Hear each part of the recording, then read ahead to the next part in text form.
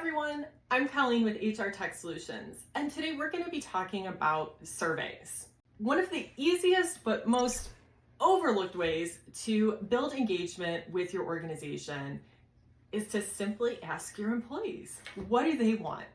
What are they looking for, and what do they value?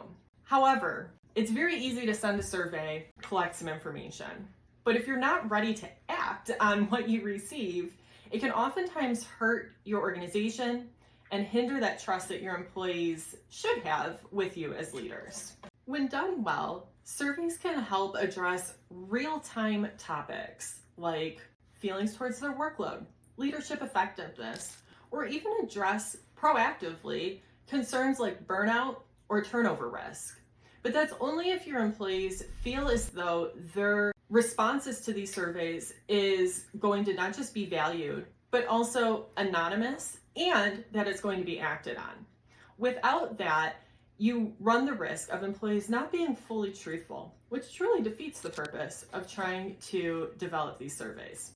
When it comes to anonymity and taking action, this is where leveraging a platform like an HRIS can really help you out. By launching surveys directly to employees and putting safeguards in to keep them anonymous and collect that data confidentially, making sure that only the people who need the information get that information, you can get really great information, and it's super easy to track without the spreadsheet gymnastics and trying to manipulate data from 15 different places. It's all in one place for you. And like I said, you get that proactive approach. So as the information's coming in, it's real time. You have access to that immediately. A lot of times being able to enable notifications so you know exactly when responses are coming through. You can also filter this information by department, by employee type, by manager, to really pinpoint areas that are doing well and areas that may need a little bit of improvement. As we've discussed, the follow-up is just important as the survey itself. Once you gather all of your information, create an action plan and be transparent with that. Share it with your team. Make sure that you outline the key takeaways from the survey, the key findings, what really stuck out to you, what's going well, and where are improvements needed.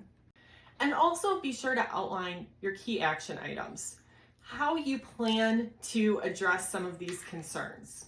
And as you're going through the process and taking action on some of these findings, be sure to share that progress along the way. Highlight some of the key successes. That's going to help keep individuals engaged and optimistic about the outcome of their survey results.